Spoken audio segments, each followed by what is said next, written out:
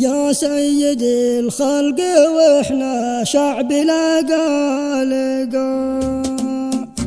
بسمت يوم ميلادك شفت الجمل والحرف كحل بأنوارك عيون المقال.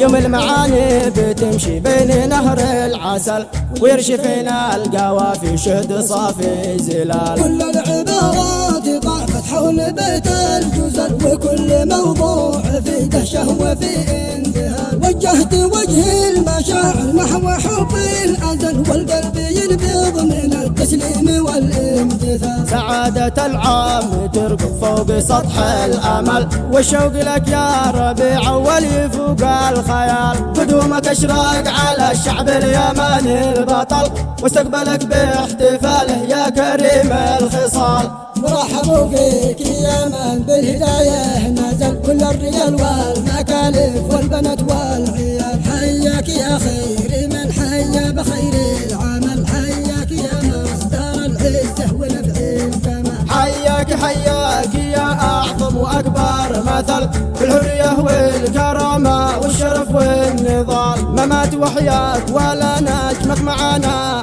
أفل وصل وحنا وآل البيت في اتصال. يا سيدي بك صانعنا عبرات الدول وبحب آلك دعسنا فوق خشم المحال. وبك دخلنا الوضع وبك كسرنا الملل يا سيدي وانتصرنا في جباه القتال. وبك خرجنا جميعا من عبادات هبل وبك دخلنا جميعا دين رب الجلال. وبك رفعنا القضية في الرموش المقل صدق الأقوال يا طه وصدق الفعال. طوفان غزة تقسمنا معاها الأجل وبك كسرنا خشوم الكفر وأهل الضلال. وذا قوبنا بنيامين طعم الفشل ولا فتحنا لهم في البحر الأحمر مجال. يوم العرب والعروبة في الخنا والوجل أحفاد عمار الأشتر واجهوا الاحتلال. لبيك والشعب اليمني احتفل في يوم ذكراك يا أكبر وأعظم مثال. لبيك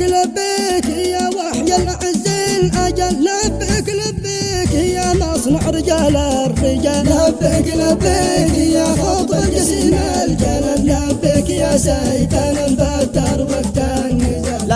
لبيك من كل القرى والعزل يا جامع الشمل ما بين الجنوب والشمال. لبيك وانت الختم والمستهل.